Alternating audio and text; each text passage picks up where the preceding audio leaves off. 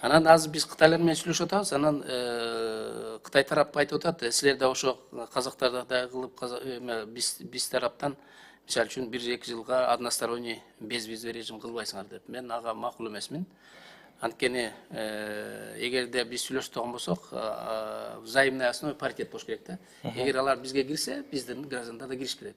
Бизде элементарно мисалы үчүн виза алыш үчүн азыр дагы сүйлөшүп атып, эмесин азайттык да. Жана бюрократический жана штрих-код барлык теркеттердин баарын азайттык.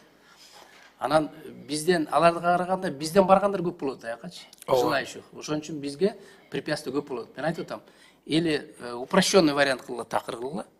Анткени и так эле Кытайлардыкы азыр визовый режим бар, электронный виза. Электронный виза бар. Электронный виза спокойно келип алып атышат. Бизде андай виза жок.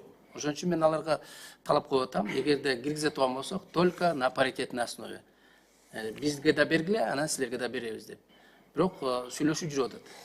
Качан ишке ашып калат деп ойлойсуз ошону? Быйылкы жылга кирген же быйылкы жыл болобу? Биз азыр односторонний бергенде просто эл бизди түшүнбөй калышы мүмкүн. Ооба, түшүнбөй калышы. Жок, односторонний бербеш керек. Ооба, ошон үчүн мен односторонний бербеш керек. Приоритет биз колдойбуз сиздин политикаңыздычы.